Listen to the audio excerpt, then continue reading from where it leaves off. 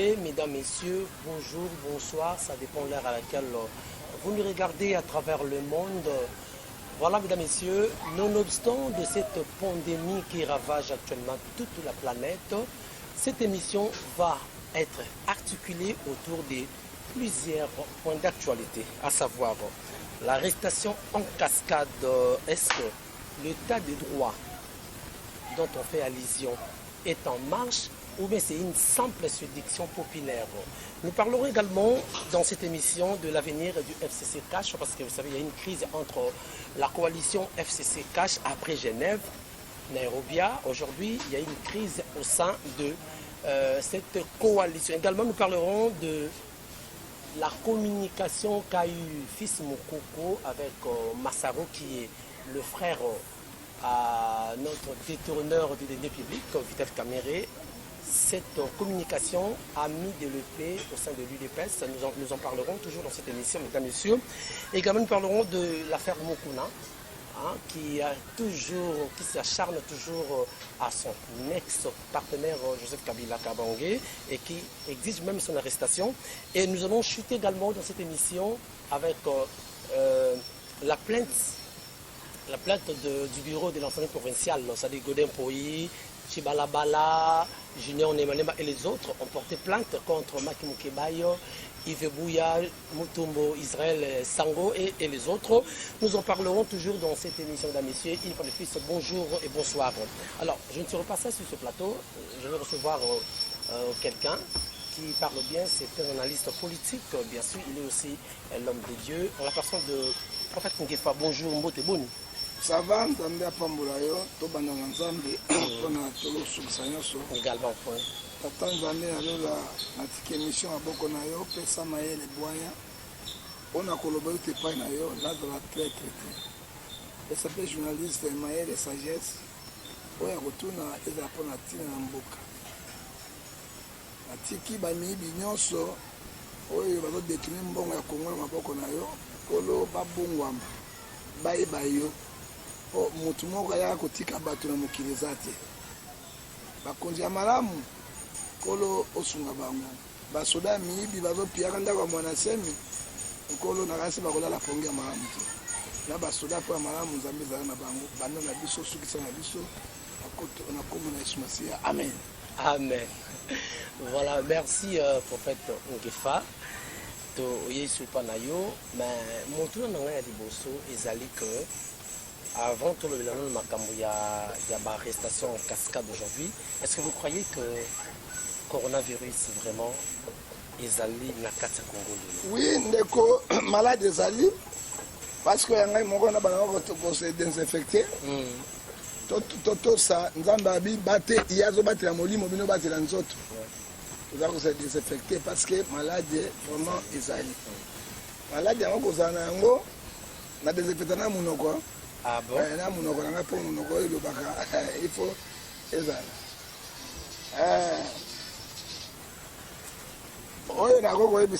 malade ezali mais zali lolengo yo bazosemisa yango. C'est ça exactement. Mais qu'est-ce qui a motivé l'élo inconscience populaire? C'est l'argent de Homès.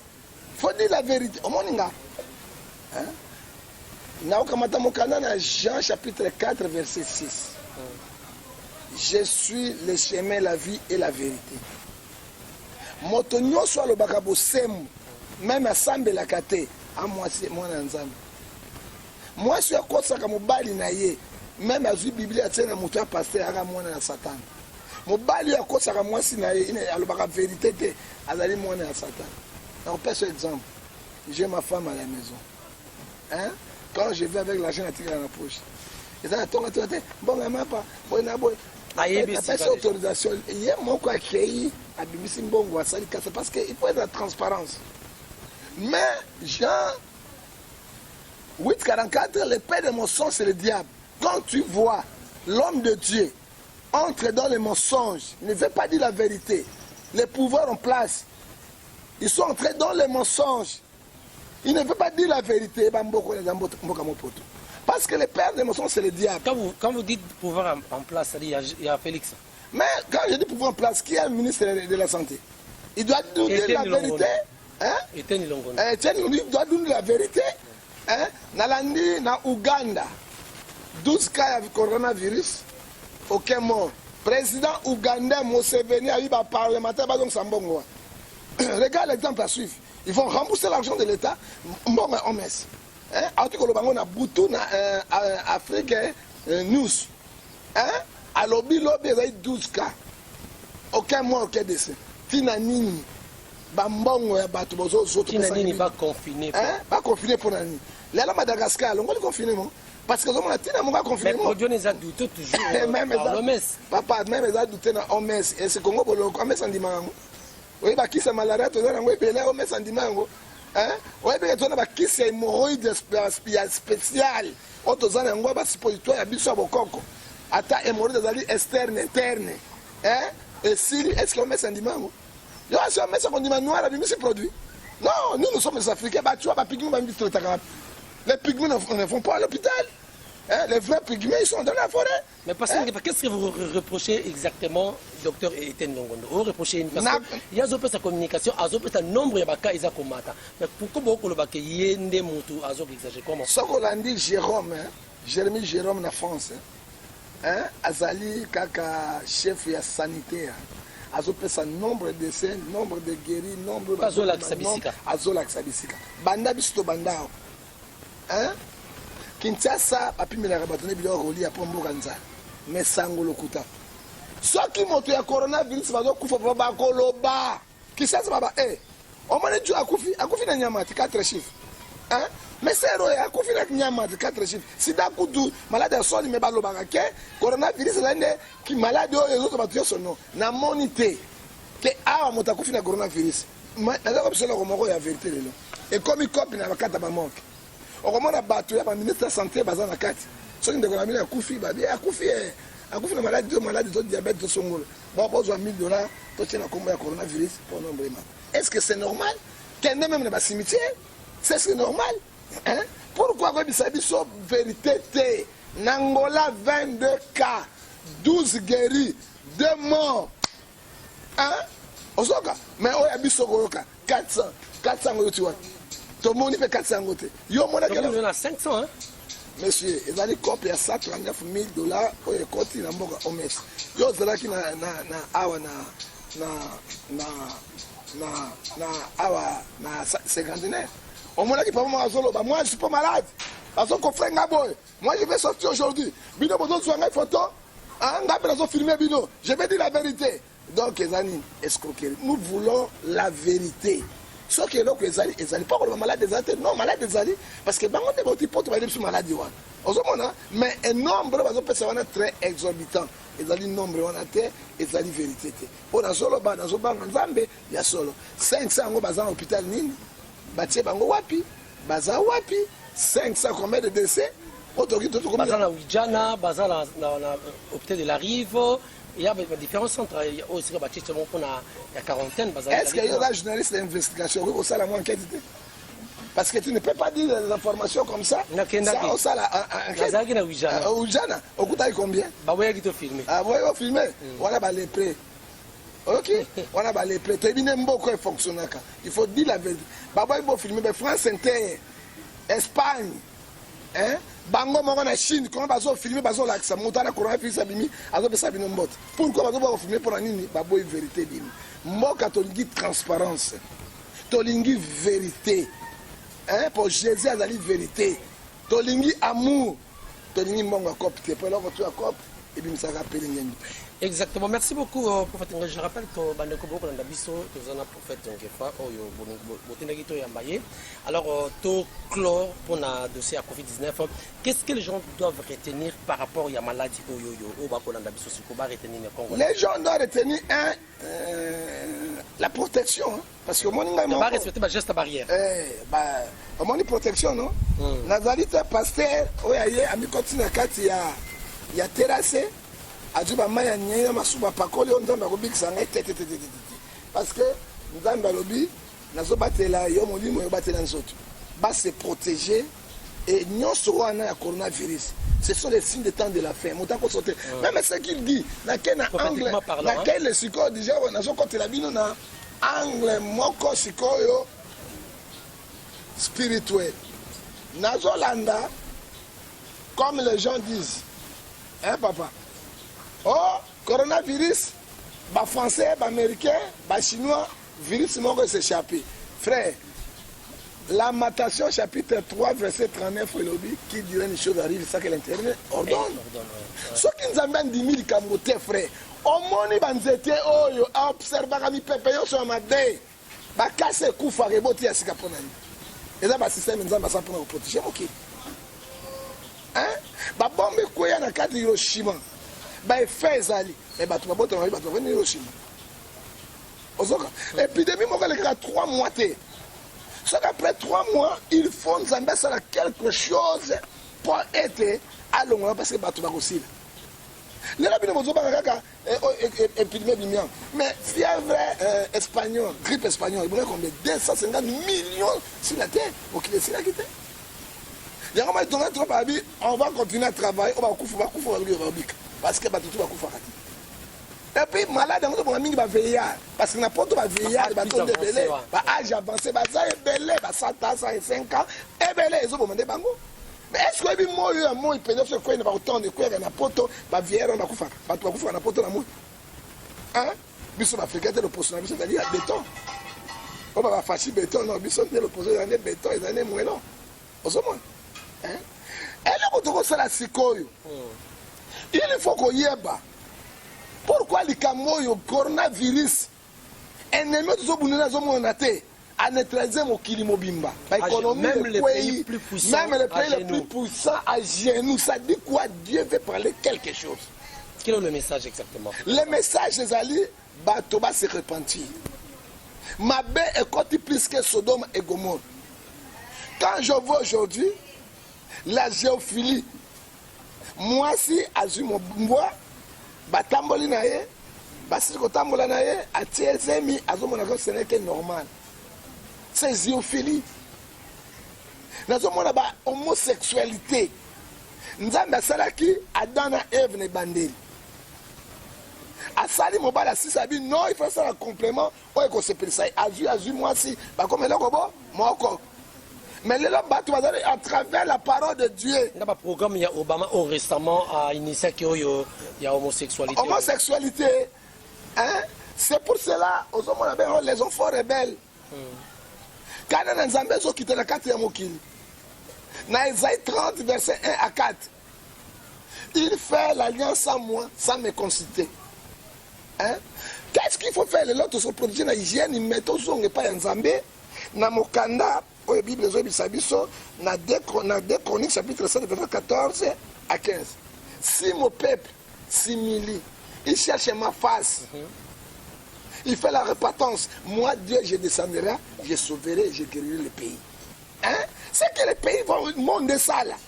Et ce qu'on a dit, le pays, le Colangola, il dit, l'église, c'est la mortalité. Qu'est-ce que les gens vont faire maintenant?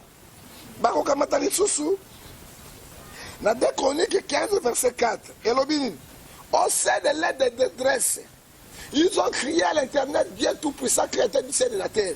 L'Internet a écouté. Il est descendu, il a sauvé le pays. Qu'est-ce que les gens vont faire maintenant, monsieur? C'est une question très importante.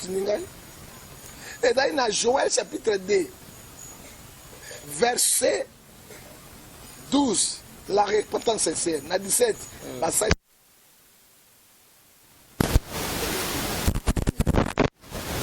tel malade comme ici même quelqu'un qui se prépare. Lequel? Hein? L'enlèvement de l'église est proche. Dans le temps de la fin. Le temps de la fin est là. Les gens ne parviennent pas à comprendre. Nous parlons de la politique, on ne parle pas de la spiritualité. Maintenant, il faut la 7e trompette va sonner. Attention, attention, attention, attention. Coronavirus, c'est parce que même quand il y a un chez vous, on les prend, c'est ça. On les prend à l'église chez vous. Pourquoi coronavirus n'attend pas? Bible, Deutéronome chapitre 28.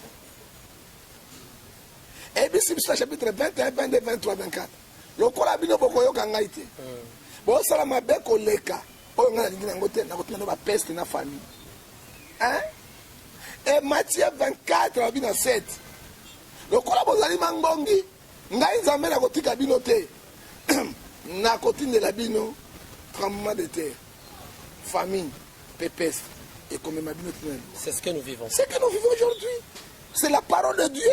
Et l'obi yango, les gens ne parlent même pas comprendre. Ngana yoto keba, ngana yoto milengela. Hein? Et n'est pas tout monate. Et puis tant qu'on paye sur Koya, et on est le kito, auto bengi même pela nous. Alors, dans le stade, tu as fait clôturer sujet Oyo. Dans le stade, tu as commis pour être Ngefa. En tant qu'homme de Dieu, est-ce que le banini par rapport à l'ouverture, il y a réouverture, il y a l'église, ni le cours, il faut pas faire l'église et continuer à exercer, ou bien Baba, ça sera toujours état d'urgence, est-ce que le banini? Dans la Angola, à ticket église pour les. Mais 200 personnes, soit 1000 personnes, 5 fois, 5 kits. 22 coronavirus, 12 guéris, 2 décès. Na Tanzanie, président Banga Kanaï Kolé Ngomba. Et à l'obit, Tozane, l'oko, Tokiko Salawate, sans garde corps, c'est Dieu. Combien de morts sont à Tanzanie? Amérique latine, Mamboka Nyoso et Tika l'église fonctionne. À mortalité. Parce que l'église c'est la solution. C'est l'église là, tu vas écouter un endroit pour ne pas un zap. Il aura des conséquences nécessaires. Mais Bakangi va rassemblement, mais Bakangi va rassemblement, mais Nzambe a se manifesté dans le cadre de rassemblement. Bakangi va église, Bakangi va tout Batiki va tel pour nous. Bakangi c'est. Pourquoi Bakangi va tel les hôtels fonctionnent? Parce que le plus dangereux c'est l'hôtel, parce que Bakangi va écouter un abo. Bakangi c'est le coronavirus facilement. Bakangi Baba, merci. Matang, merci. By église, merci. By école, merci. By université, merci. Mais bisous Bakangi. Bisous Bakangi. Il laisse les hôtels pour les... Ça dit quoi, mais il faut les gens doivent comprendre. Mon kilio, Yanzan. Mais mon continent, c'est le diable.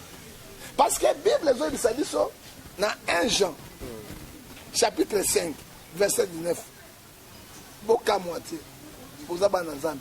Vous avez été Moukili et Timami, à mon bokoya, Satan. Parce que dans la œuvre, on ferme les églises, on laisse les hôtels pour aller faire des gnomignons. C'est grave. Hein? Voilà, merci beaucoup. Je crois qu'on va clore avec ces sujets, cette page coronavirus les avertis doivent retenir que au Makambo prophète Alobi. Alors tout côté d'autres actualités. Prophète Ngefa, l'état des droits ici en marche, hein? Tout coup de chapeau, Fachi béton, Fachi, tout ce qu'on peut dire pour lui, parce qu'il y a des invitations en cascade,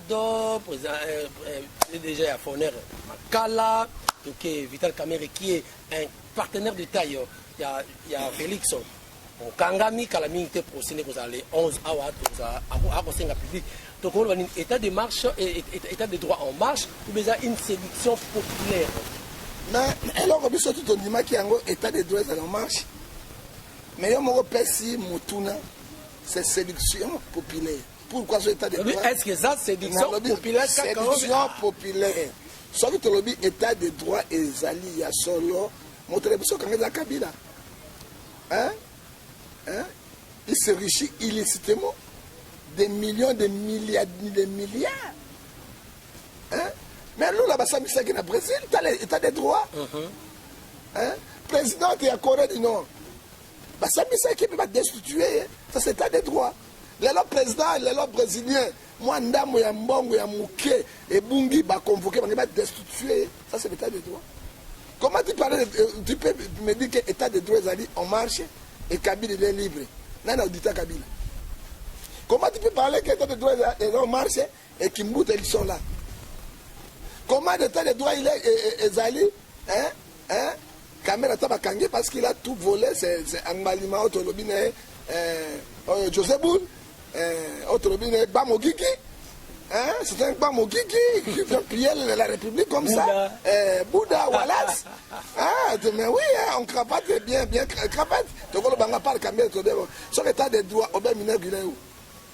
Mais le président veut dire qu'il n'est pas fini dans le passé quand même. Comment finir dans le passé? Mais il a bien fini dans le passé. Qui vous a dit ça?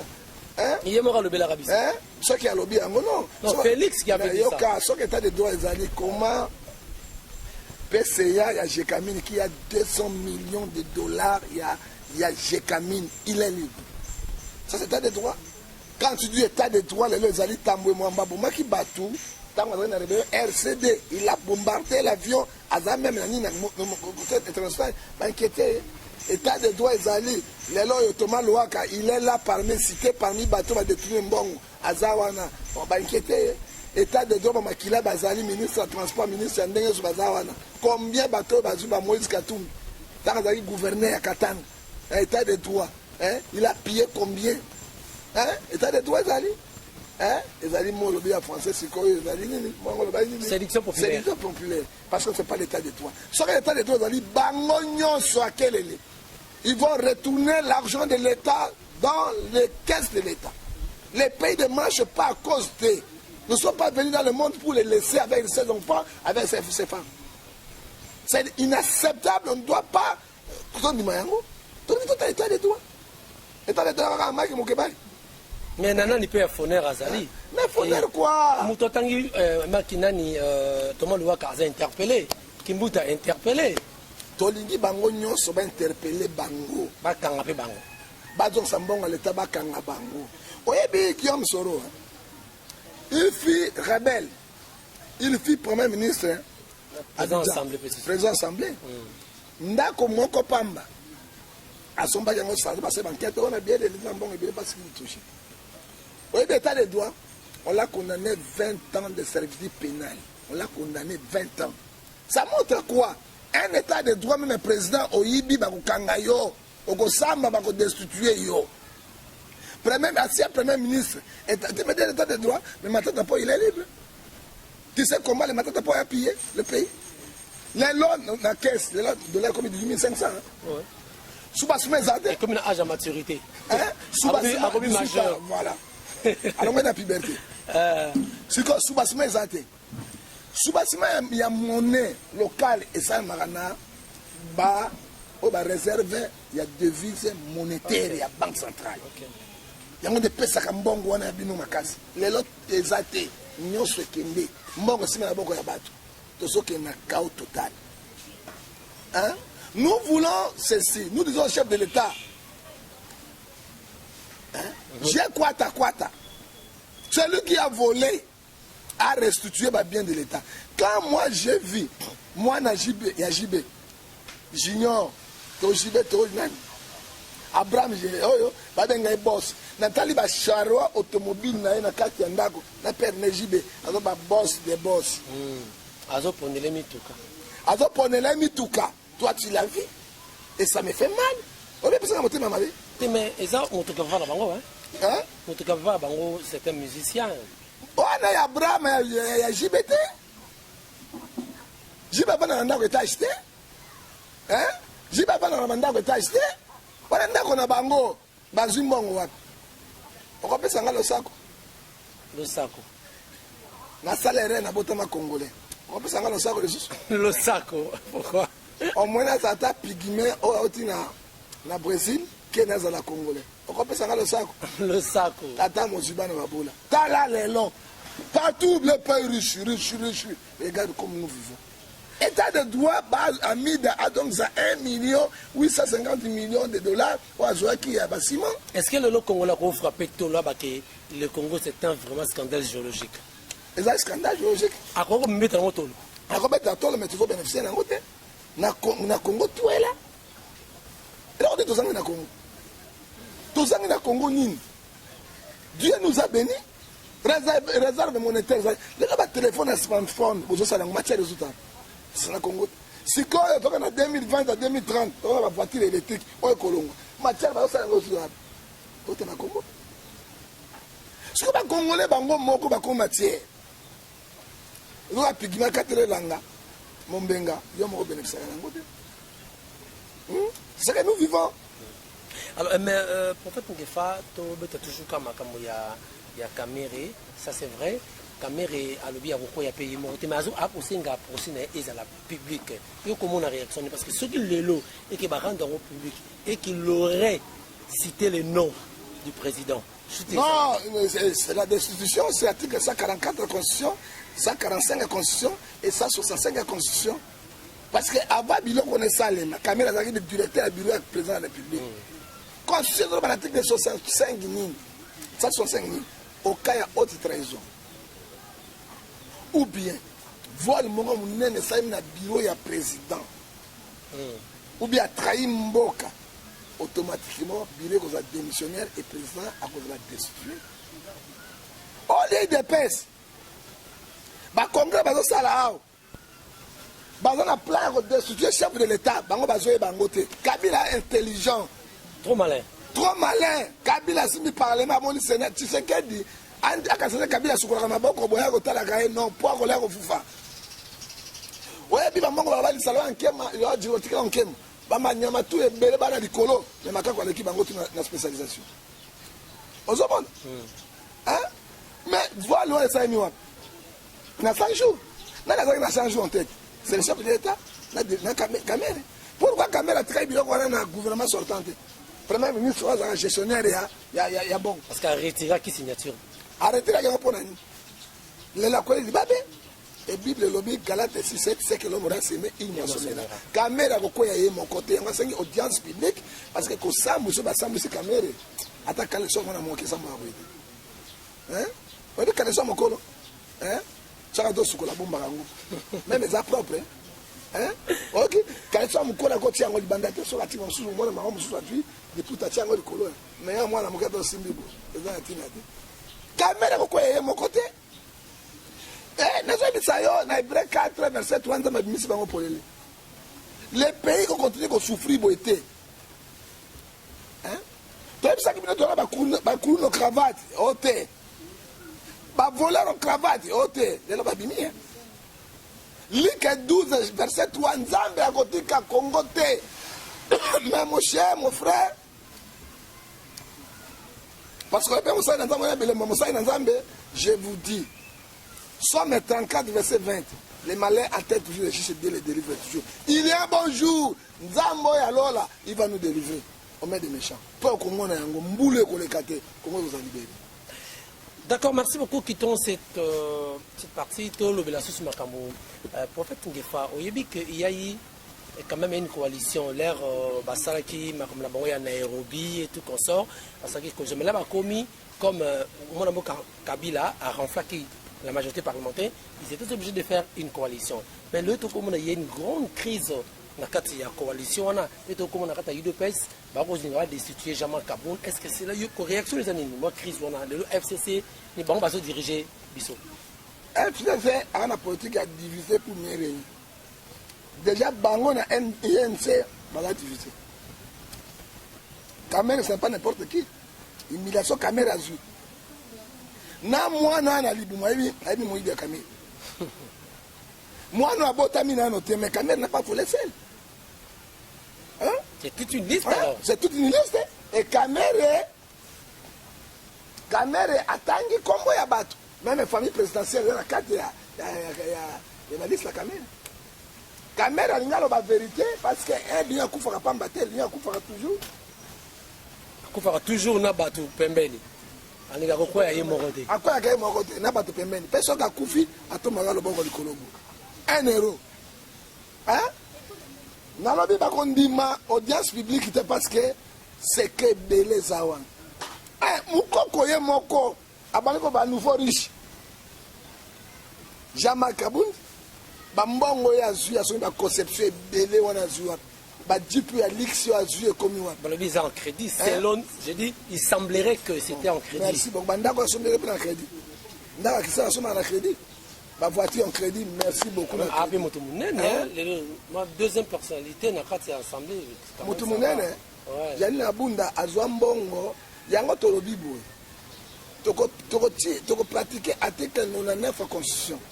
Soko bi ministre, président parlement, gouverner, il faut l'État pas contrôler le bureau qu'on a eu. Parce qu'article la Constitution est le bien. Mais nous pensons la Constitution pour nous. Tu sais pas qui va Jean-Marc qui va t'amener à Lichafo. Tout le monde qui va bango. Il est pas citoyen qui bango. Va violer, va souligner, tout évident. Hein? Les lois, va nous voir. C'est pas moi qui parle, c'est mon coco qui parle.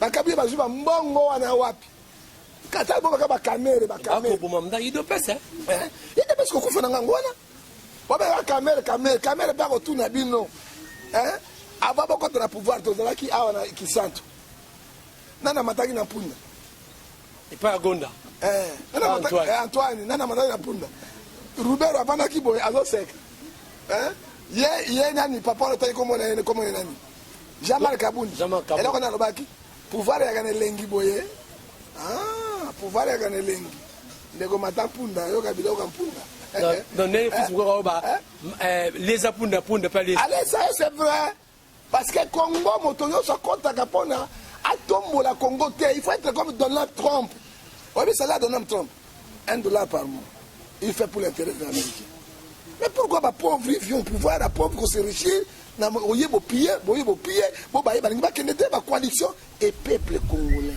est-ce que coalition les en avenir parce que soit la coalition va décider pas décider président dans la président soit qui va rater un coup d'état militaire pour passer à la tête 14 fois mais coup d'état constitutionnel na limite ka aussi sa mandat on va rater na Congo na Congo mosuba to rater na Congo na limite ba rater peut-être ça continue bazoluke ba force moyen yango biso lobi non au retour au Rwandais aux institutions ceux qui bango aluki article 144 la constitution 145 la constitution 165 la constitution biso peuple dans article 63 na 64 bloqué bango owera na banini kraka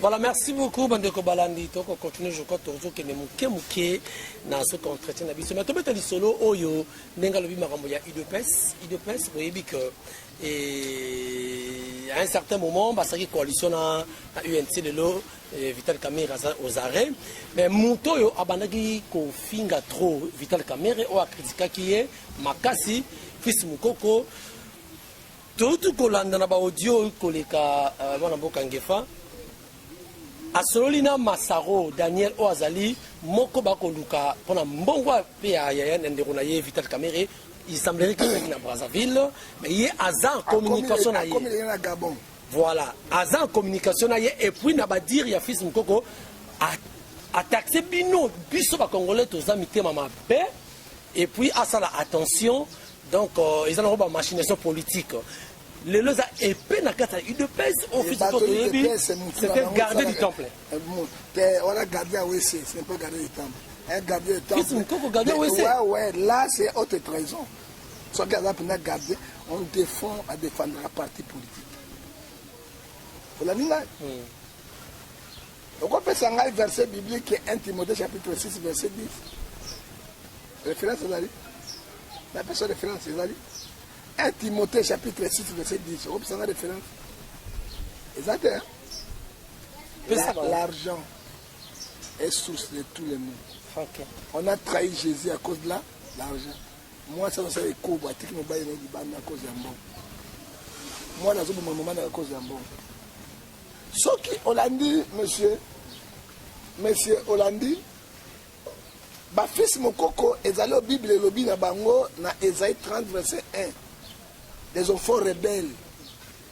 Esaïe chapitre 30, verset 1 à 2, qui prend la résolution sans moi, pour accumuler le mal si mal, le péché si péché. Moi-même, j'ai suivi Nanga Nani Mukoko Zolo. Ils avaient ma imagination politique. Est-ce que Mukoko y a d'autres caméras chaque jour? Caméra Moïba, Zoko Yiba, le lendemain, caméra Zali, Jésus innocent. Aïe, azuité.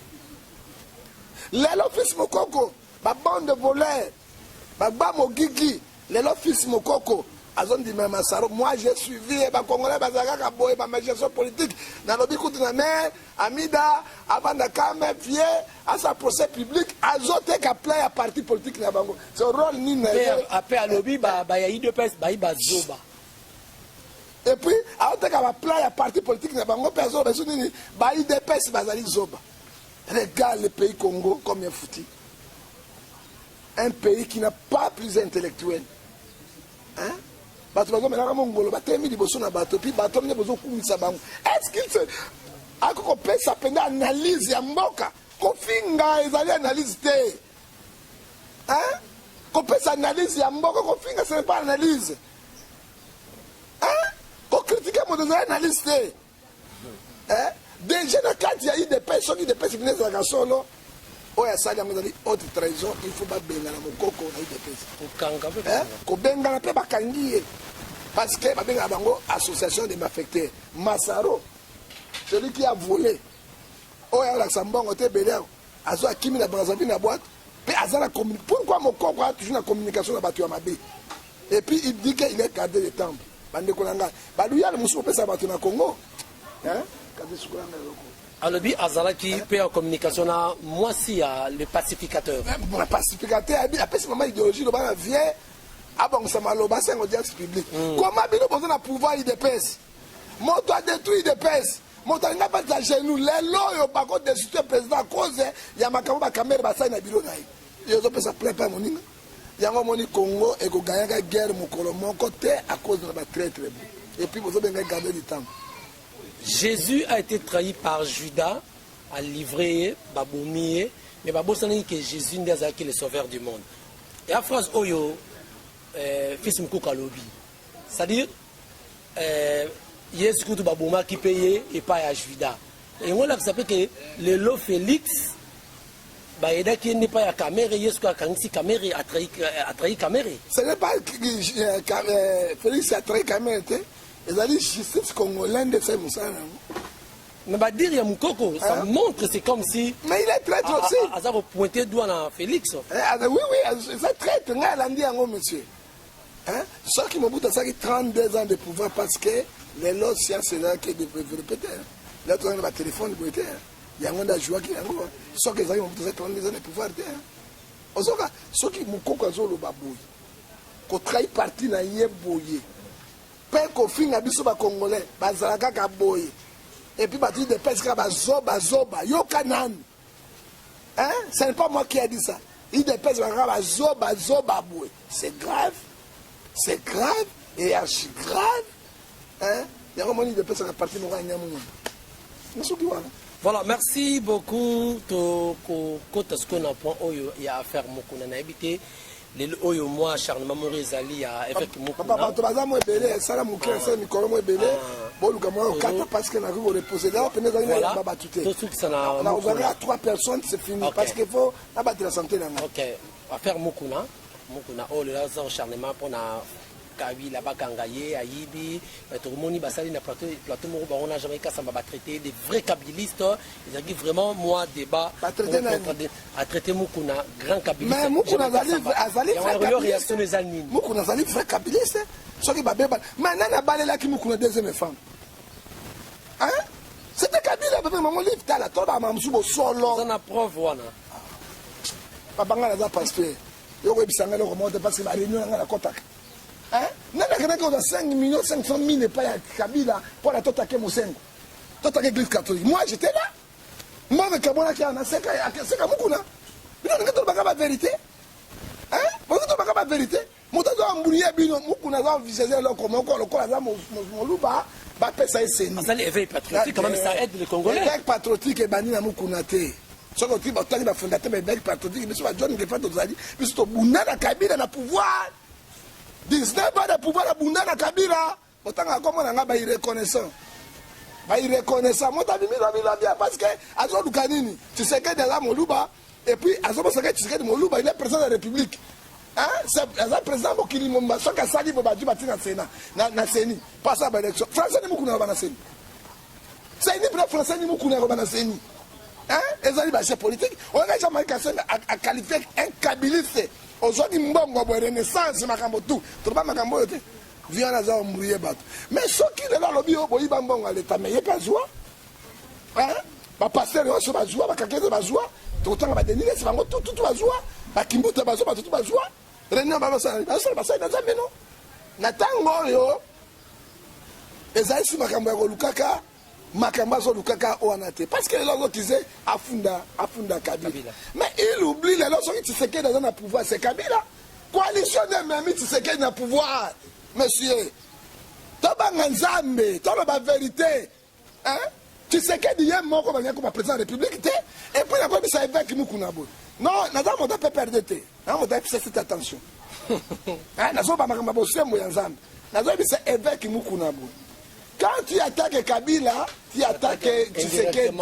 Parce que Tshisekedi avec Kabila bazalaka kwa mwasi na obali mikolo nyonso boyi. Ya sengi batika na ba dissocier penda. To senga lelo. Mais Tshisekedi agira akotika bango te parce que c'est grâce à bango ba kena coalition. Ozomona soki azosala eloko ndenge wana ekomemela mukuna mabe. Ozomona nous ne refusons pas. Tozomona injustice na mboka. Totelemi. Mais quand on a une veille patriotique, ils ont le coup parce que les veilles patriotiques, ils sont pas tout banda. Non, à cause de la mort dans le lengue, il y a Congolais la mouka, Tofungo la miso, bateau la cause abisoté. C'est grâce, il y a INC, grâce FCC, cache pas même Tshisekedi na pouvoir. Ce comme on est vrai fondateur, pas Ari Magie à Loba, il y a cash c'est Kabila parce que okuta na kati ya cash yoka lebisa yo okuta INC okuta IDPS tanga parti politique muso okuta kuna ya mike zali ya mike a fufu wana mria biso mais qui est le vrai patron de FCC de cash c'est Kabila même kuna ba bien ba na imité. Et là, on vit à Zobosana, coalition, n'a moto du pouvoir direct. Parce que le peuple voté, il peut décider à tout moment. Là, ça, il faut aller président, mais Kabila qui m'a beaucoup. Il faut aller président, mais Kabila qui m'a yé mon quoi qui existe. Autant que l'angle est là, et d'autres sont tous à Zaliwa. Hein? Akima Angola. Mais c'est lui qui a donné le pouvoir à Lorenzo. C'est lui, à Angola, à Kimangola. Ce qui pina Fayoul, avec un présent, Bakimbut, Bakamé, Baba Oyoswana, Bazante Bakima Bangomo. Yango Monaki Shemoko, le Kolabiso Congolais, Tozali Bolole, Bosusun Tabaïmboko, Bazo Sakanabiso. Habito ça la géo ngana bien na mona mal soit plat mais au gardien et là on est présent là bas na kati à Londres alors justice congolaise à côté de ta motomo na CPIT pe na justice internationale ça disait quoi parce que Kabila déjà il a tenu 3 mandats d'arrêt ils ont un bureau de Tshisekedi il y a CPI à Kende qui trompe qui. Voilà, nous sommes arrivés à la fin mesdames messieurs mais comme Nasuka, Maki Mukeba se bat pour la justice, parce que le bureau est en assemblée provinciale, tout on a porté sous plainte contre Maki Mukeba, contre Yves Bouya, les journalistes, na bande comme juste dans autres pays Israël Mutombo, pour na likambo yo imputation dommageable. Il y a immeuble au Batongi na sima ya assemblée provinciale. Mama no bawana ko chan. Aussi ça va le quoi la Mike était. Babi na Mike za mo la guerre froide hein. Avant la guerre na Mike était. Nabundela ki Mike ya titi motasuko sabima. Merci beaucoup. Si je reconnais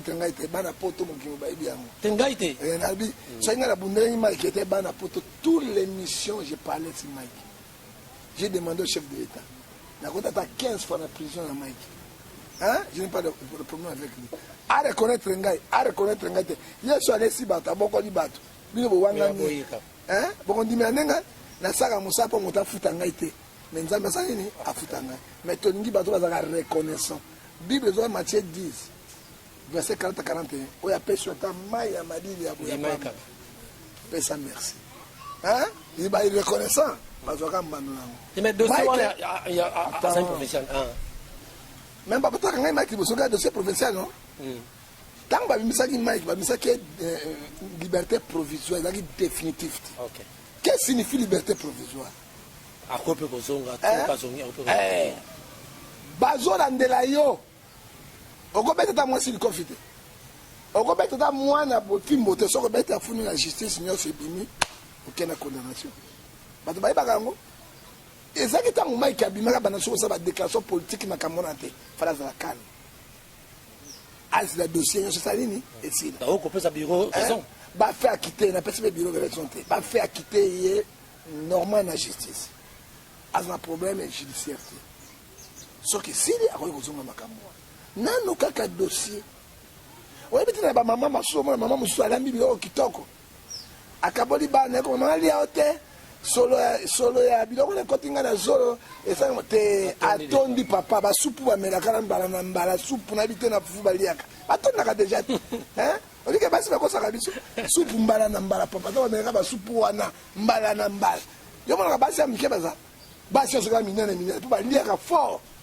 basupu bamelaka na papa ozomona il faut tozila lia biloko na malili mpo nini lolemu esika te mon frère azanga koyebisa eloko batoli badene safu bande koganga wate okaso dene safu aliandakala ayembeli kuti Kabila te Félix nde mokonzi. Félix nde mokonzi. Mais hier il avait dit que Félix c'était voilà alendakala okaso nde koeleze beneze kiu baluka ba palais banani poto otika bato na mboko te bango nyonso baya na komba pe kasi ngefa pe lobi ka to tuna na ti mais c'est ba proposition la poste belé et ce ba une députation na banani bato mikili bato na mbongo na kota député na boyaki parce que c'est un homme de Dieu au moins de la pauvre boyé que na kota bisika wana au lobby. D'accord, il y a beaucoup de matière mais je compte continuer prochainement. Tout le monde na souki ça. Alors au moins na bi justice congolaise on va interpeller Mike na Batouang. So il baza 5 de bazonga 3 bakina makala. Or que na mboko loi ezali batuna moto première invitation avec Osam. Ça a été deuxième. Ça a été mandat d'amener pas la bisote. Invitation et arrestation et prison makala. Dès que Mike a déjà liberté provisoire. Hein? Et même assemblée wana ne côté ça qui na boloko. Même assemblée wana papa, moto a katana. Alors, moto a katana makolo, ça est soulié. Parce que naïbi ne connaît Mike, je l'aime beaucoup. Parce que je l'ai défendu beaucoup, puis on continue de le défendre. Hein, papa? Je l'ai défendu le docteur Oli. Naïbi au docteur Oli. Ah, il est écoute, on n'a pas sanaye, hein? Maman grâce Oli Lunga. Mais il est pas un détourneur. Non, attention, tu comme c'est kawana.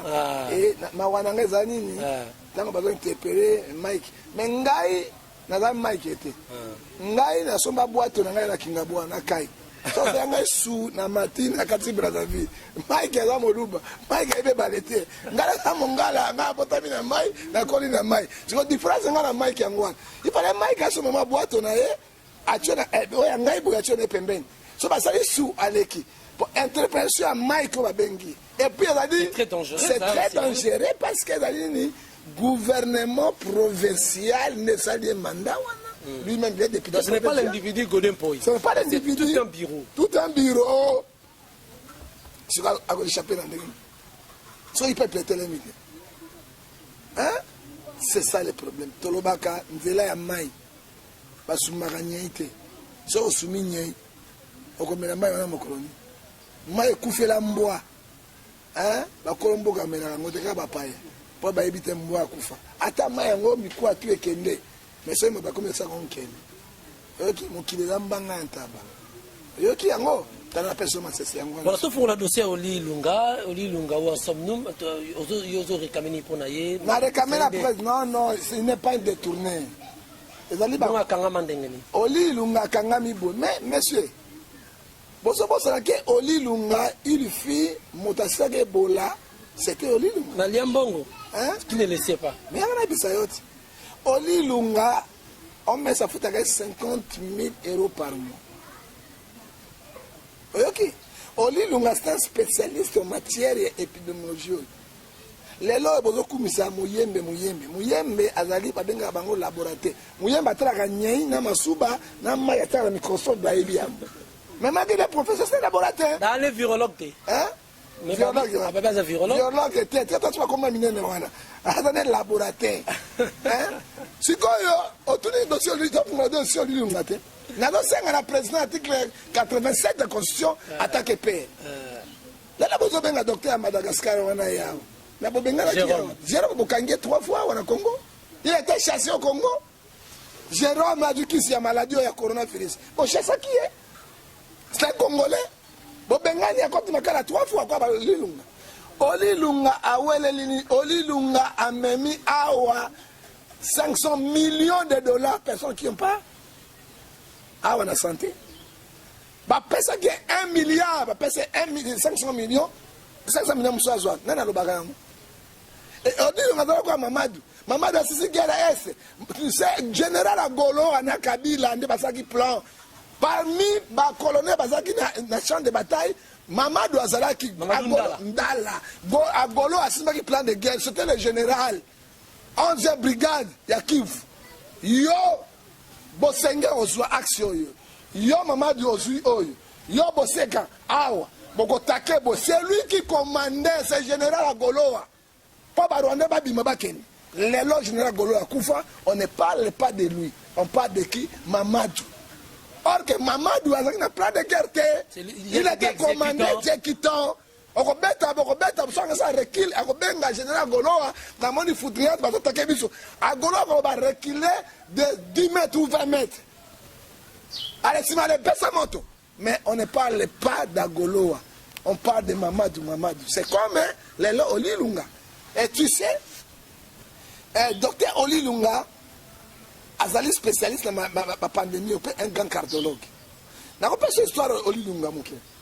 Tant que papa Tshisekedi qui est comme malade dans la koufa. Parce qu'il n'a pas de si Olilunga a zouaki jet privé médicalisé, a tué papa Tshisekedi qui a soigné n'importe gratuitement. Oh, il y a maman Marthe, elle est présente. Et papa Tshisekedi l'a béni avec maman Marthe. Tant que Biki a dit moi, on l'a chassé au lit Lungaï de peste. Mon boulot, maman Kokote. Maman Kokote va banir là. On l'a chassé. Nathan va chasser les bimina Congo. Tant que les bimina Congo, Kabila, Zaki, on a accueilli n'importe pour aller dans le cas, parce que ça n'est pas sauvé sur ma vie. Oh, mais on a un grand professeur. On te fout à gagner en messe. Alors, c'est possible en matière, ou non? Aïe, Gojoli, Lungaï, Nayawa, aïe, ministre de la Santé. Au lieu de la plan pour la riposte contre Ebola, na rougeole. Accueilli na Kivu na Beni. A bloqué en et puis na Quater alongo akena na Kalamba a bloqué en ayawa rougeole et bimi on a deux biso sikoyo choléra bimi na Congo na de Kasai on a deux biso sikoyo Ebola zongi lisusu Covid-19 oyo solution ate muyemba na plante parce que plan onde oli atikela ki yango hein mutu yandenge wana nous demandons au chef de l'État grade de la nation. Pas qu'on se passe l'article 87 à libérer, après ces mesures de grâce. Mesures de grâce et puis à casser poursuite juridique. Pour à Tabimi, na 3 ans. Non, oui, a servi peuple à 3 ans, service forcé, a servi peuple pour être rougeole, Ebola, et ça plus grave que coronavirus. Voilà, merci beaucoup pour fait Ngefa, na moni corruption ima, kasi na boka na biso. Mais moi moutona musu poto chuté. Président de la République a eu moins une expertise étrangère aujourd'hui à Kérémouna, au sujet camerounais, a été vraiment dans l'agence où il y a pour lutter contre la corruption. Yo mon boni et c'est pourquoi les étrangers? L'Uruguay Zazala qui a Rwandais na tête il y a au FID. DGDA, ce DGDA. Voilà. Beaucoup des étrangers, pourquoi pas chercher? Il y a des consultants, il y a plus quand même. Même si on a quelque chose, même on va payer belé. Est-ce qu'il y a la salle en Mboko étranger? Pourquoi pas que moi en Mboko à Tchène et sauf que la nationalité à Cameroun d'origine, c'est un Burundais. Pour les qui n'aiment pas Sarona, les qui n'aiment pas Paris, ma mère, mon papa, moi sont des Burundais, ma carte est Burundais. Il y a une évasion où les caméras sont à Bukavu. Alongo na Bukavu, bakei Kananga. Akei Kananga, bakozonga Lubumbashi, azonga Kinshasa. Tu as une histoire na bango. Bidoko ezo pour mboka yango wana monsieur. Pourquoi pas chercher les Congolais, le kola ba lusolo bambi. O baza espère na makamwa na batia yewana passa ma corruption. Parce que lusolo bamba ne ko kanga bango, mais Kabila yango bango te. Ay bango bango ngenga. D'accord, merci, nous sommes arrivés à la fin, un mot gentil. Un mot gentil, au Bossani.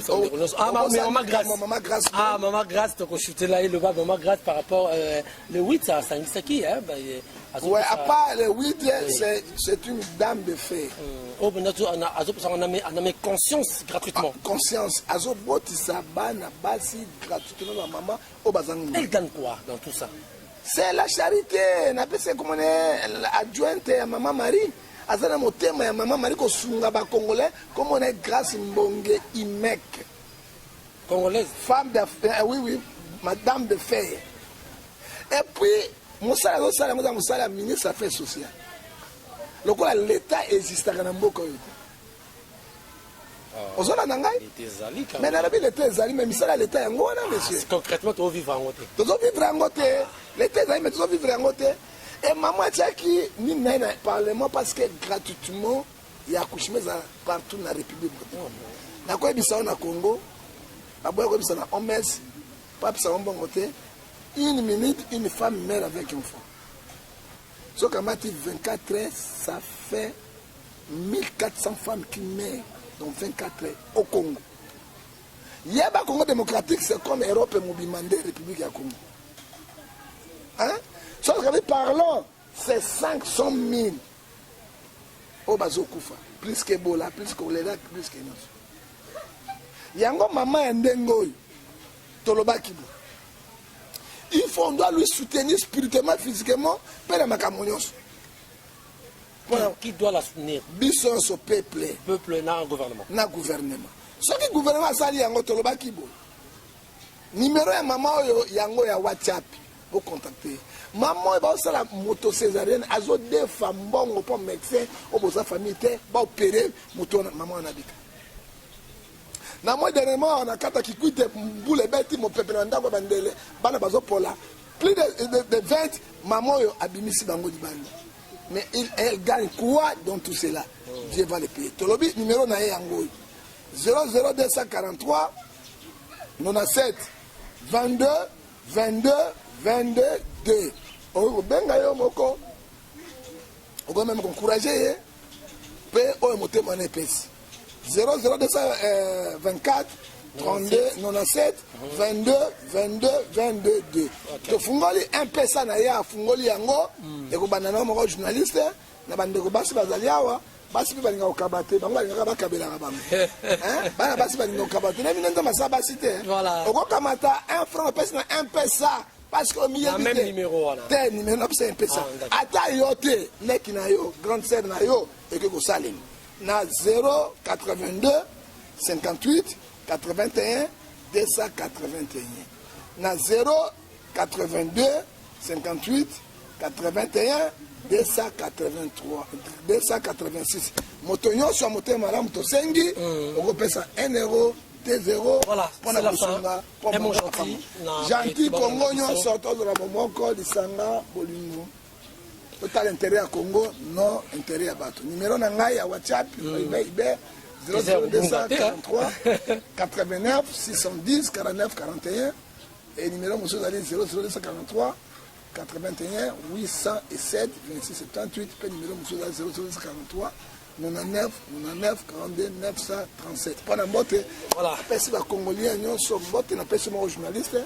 Émission kitoko na kolinga soko sali yango tindelanga pona partager ba mboka ba yokango kolo apambola yo patro chaîne on appelle ça sur mbote c'est Willy Mutwadi na pesi mbote na c'est permis pona mona ki chokolilo tindake e koma ki chokolilo koma pasteur chokolilo koma ki kolo apambola yo to pesi sur mbote le sous makasi na papingefa otobengi professeur yazali na kati ya na Zurich on a professeur de la SAP donc très confiné mais ça va non basali c'est ana jime moko ya 5 boutons oh là ça nyatibo mon pépé qui était to wa do benga duplex à raison merci mbote ya suki ça la personne mbote Eric les boss des boss confinement na kasi les 11 aussi là je crois que nous faisons mon ya Kinshasa ko la pambola yo et puis mbote ya suka na pesi na auto benga ka milliardaire millionnaire milliardaire mwana Congo tobengi un kaka baliaka na mokuta pansi kombo na ye nini oyo babenga grand chocolilo ntula nina benga isi 1600 volt simba oyoka nani wana Laura Soko soki boy okamati grenade tia kende okufe pa kagame. J'en profite aussi pour donner saluer Boketu premier moi les kanga iso vraiment nous avons pas molaina commandant iso. Merci de... Comment le quoi accident ah oui, hein? Ok, congolais. Non, parce que liberté d'expression, article 23, 24... Tous objectifs pour la subjectivité. Et voilà, merci d'avoir accepté notre invitation. Mesdames, messieurs, merci. Nous sommes arrivés à la fin de cette émission. Nous avons parlé de tout. Hein? Nous avons parlé de tout, toute l'actualité. Tolobeli Covid, Tolobeli arrestation en cascade, mais Tolobara toujours. En journalisme, les propos tenus n'engagent que son auteur. Donc je crois que Koto Libakou et Betami, Bolimbisa, mais toutes vos suggestions seront le bienvenu. Non, c'est un principe. Je sais. Voilà, mesdames, messieurs, merci. Oh, c'est Pelité, vraiment Bolimbisa, c'est Libakou. Et merci à Lavinia qui nous a assisté. Merci à toute l'assistance, ma consoeur, ma confrère. Vraiment, prophète. Merci à Bandeko Nyonso. Vraiment, Zamba Pambolabino, ceux qui nous ont besoin. Bon confinement, et aussi à Nango. Les 11. Et ça chiffre, il y a 33e chambre, il y a franc-maçonnerie. Tu éviter s'occuper réellement pour Robimale 11, les toujours. Merci, on se retrouve prochainement pour un autre numéro. Ciao.